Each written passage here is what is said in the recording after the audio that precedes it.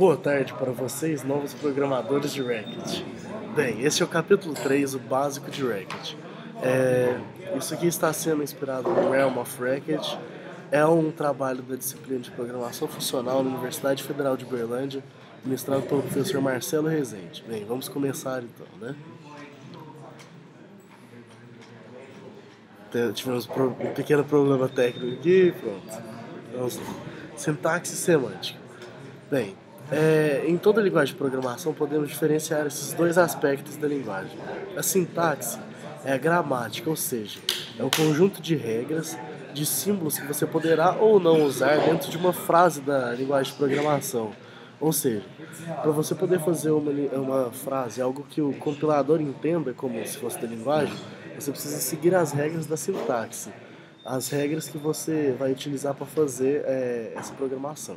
Já a semântica são todos os elementos que você vai poder utilizar dentro da sintaxe, ou seja, são números, a gente vai ver isso mais para frente, vamos passar então. Como vocês podem ver na tela de vocês, os elementos da sintaxe são constituídos com base no compilador, ou seja, o interpretador é basicamente o mesmo nas outras linguagens, tá?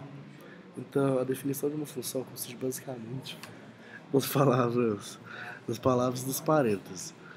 Porque, como a gente tinha visto na primeira aula, o parênteses ele é muito importante na linguagem Racket, porque são os únicos delimitadores e os identificadores que podem fazer o compilador entender sua função, tá? E para se fazer os comentários no bloco, usa-se hashtag barra e barra hashtag para acabar e numa linha ponto e vírgula. Então, vamos passar aí para frente os elementos da semântica. Bem, na semântica do Racket, a gente pode observar aí que a gente pode utilizar os elementos booleanos, que é 1 ou 0, né, que a gente vai aprender como é que usa isso aí melhor mais para frente, os números e as strings, que nada mais são do que sequências de caracteres, ou seja, frases. Vamos passar. No Racket a gente também possui as listas, que é uma parte muito importante, que a gente vai usar muito. Dentro dessas listas, a gente pode diferenciar os elementos de acordo com algumas coisas. As células cons são basicamente uma lista genérica encadeada, ou seja, são células cruas com ponto, é uma lista com ponto, tá? E as listas em si, elas, eu não sei se a gente pode considerar elas como células também cons. Pode, Eduardo? Sim, uma lista pode ser uma célula de outra lista. Elas podem ter uma lista dentro da outra. Certo. Aí isso a gente chama de lista aninhada, certo? Bem, dentro da lista a gente tem algumas funções básicas, que são essas cons que a gente acabou de falar, a first, que a gente vai pegar o primeiro elemento, e a rest. Vamos passar para frente então. A função cons, para que ela é usada? Ela é usada para linkar dois tipos diferentes de dados. Ou seja, quando ela é chamada, o Racket vai alocar pequenos pedacinhos de memória, as próprias células cons, e aí elas vão guardar as referências para os objetos linkados. É como se fosse um ponteiro em C, para quem está aprendendo Racket, mas já sabe em C. Mas quem está aprendendo agora também, é como se fosse um endereço para onde ele vai apontar aqui, onde o dado está guardado. As funções first e rest são muito utilizadas dentro das listas também. A first pega o primeiro elemento da lista e a rest pega o resto que sobrou da lista. E existem as listas aninhadas também, que são listas dentro de listas, ou seja, uma lista vai apontar para outra lista. E elas podem ter qualquer tipo de dados, inclusive outras listas, né, aninhada. As estruturas são também um tipo de lista, porém elas são uma forma de empacotamento de diversos tipos de dados. É como se fosse um bloco onde você vai colocar vários tipos de dados diferentes que você vai poder acessar. Para acessar essa estrutura, a gente utiliza algumas funções que chamam seletoras. E essas seletoras, a gente pode usar elas de acordo com o que você pode ver aí na tela de vocês. E assim como nas listas, a gente pode alinhar essas estruturas também, ou seja, uma estrutura dentro de outra estrutura. Nessas estruturas, O Racket, como padrão, ele cria estrutura opaca. Ou seja, quando você pede para ela imprimir, quando você pede para que ela saia na tela, você não vai conseguir ver os dados que estão dentro dela. Então, para isso, a gente vai ter que fazer com que a lista fique transparente. E para você fazer isso, a gente vai usar este comando que você está vendo na sua tela. Bem, hoje a aula teórica é isso. Vocês vão ficar com o Eduardo mostrando para vocês, então, mais na prática, mão na massa, e até a próxima aula. Falar mais um pouquinho das estruturas básicas de Racket. A gente tem os booleanos, que vão servir para fazer tipo de pergunta, se é verdadeiro ou falso. Como, por exemplo, quero saber se 1 é 0, tem que dar false. Quero saber se 1 menos 1 é 0. Agora que vai ter que dar verdadeiro.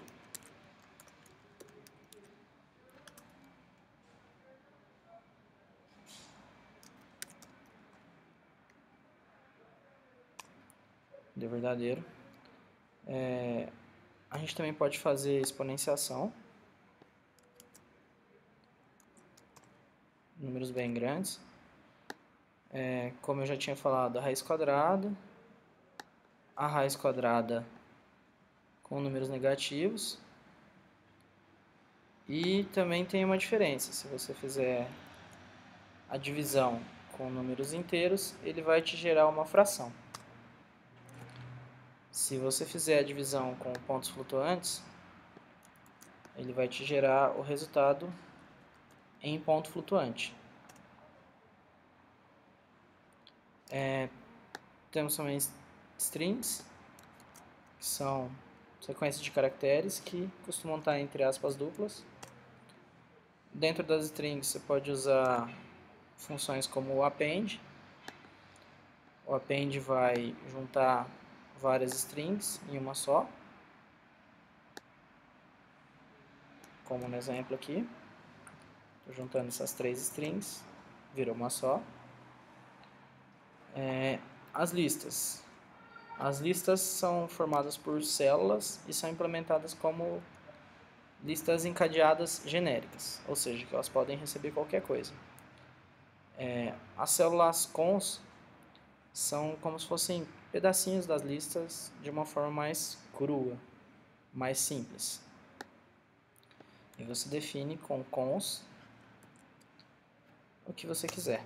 No caso, gerou uma lista com 1 e 2. Para se definir, para definir uma célula com nome, você usa define, o nome, que no caso é cell, cons e os elementos. Aqui a gente acabou de definir uma cons. Aí você pode executar algumas coisas em cima dela. Por exemplo, aqui se eu usar car, cell, ele vai puxar a cabeça da lista, que é o A. Se eu usar cdr, cell, ele vai puxar a cauda da lista, que é B. Temos mais algumas funções, que é o first, que vai pegar o primeiro elemento, rest, que vai pegar o restinho da lista, tudo que vem depois do primeiro elemento. Conceitos importantes são empty, esse aqui, ou esse aqui, que vão significar uma lista ou um elemento vazio. Agora a gente pode falar da função cons. A função cons vai linkar 2 tipos diferentes de dados, e os cons, na verdade, são alguns pequenos objetos, pedacinhos da memória, que vão guardar referência aos objetos que estão sendo linkados. Alguns exemplos, como você pode ver, a gente pode chamar, por exemplo, criar uma lista com o elemento chicken, e o seguinte é vazio, que foi o que foi criado. Podemos criar vários outros elementos só inserindo outros.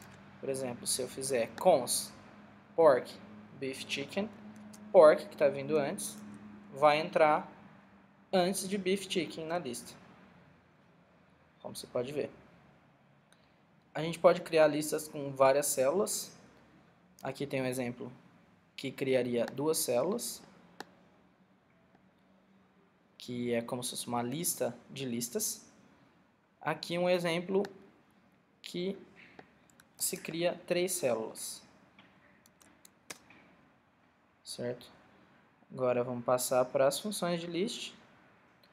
Novamente, está explicando que a gente pode definir lista de outra forma, usando list, que vai dar praticamente na mesma que usar o cons, né?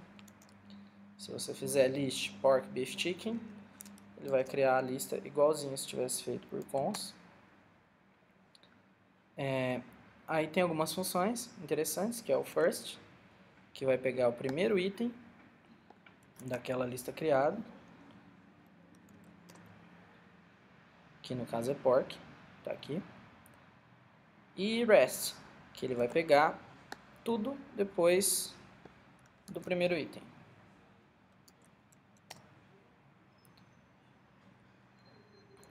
E a gente pode combinar várias funções. Posso combinar first com rest e por aí vai.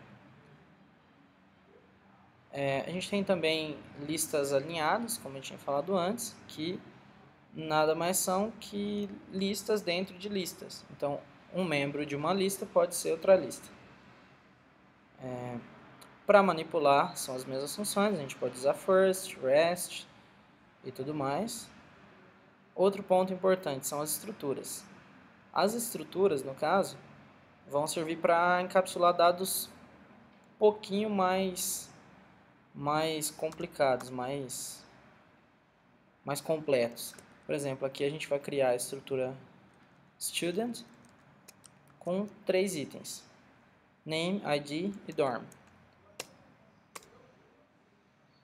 Pronto, criei uma nova estrutura.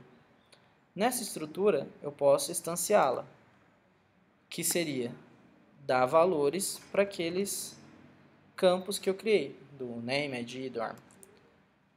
Por exemplo, aqui eu vou criar a estrutura freshman 1 do tipo student, que vai ter como name Joe, ID 1, 2, 3, 4 e dorm new hall. Vamos criar. Está criado. Agora, quando eu quiser acessar, toda vez que eu quiser acessar, eu vou chamar o tipo da estrutura,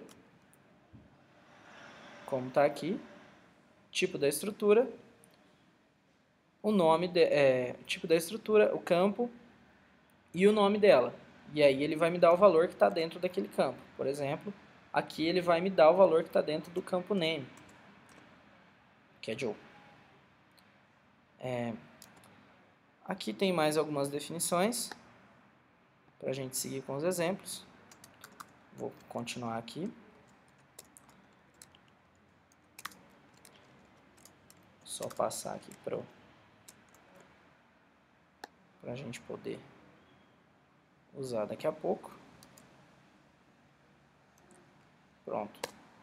Fiz essas novas definições, que são mais algumas estruturas, para exemplo.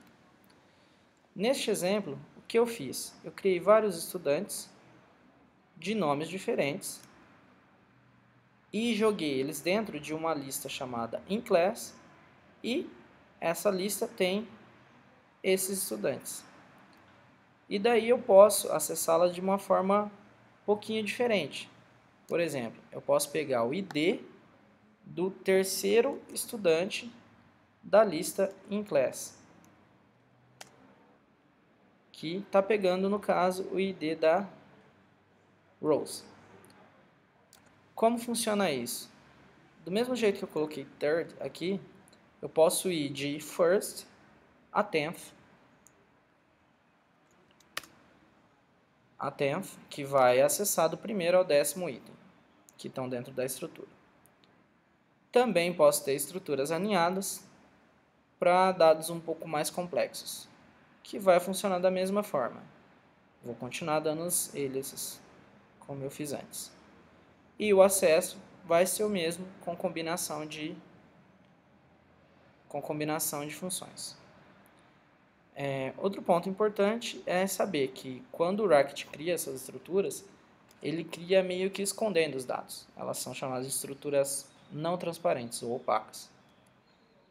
E, por exemplo, quando você cria uma estrutura comum, como no nosso exemplo aqui, a hora que você acessar para tentar saber qual é o conteúdo dela,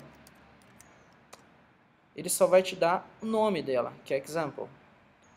Mas, se eu definir uma estrutura da mesma forma, só que disser que ela é transparente, ou seja, que eu posso ver os dados que estão dentro dela, aí vai acontecer uma coisa diferente, que é, ele vai tornar possível que eu veja os dados, como a gente pode enxergar aqui. Bom, basicamente isso. Até a próxima aula.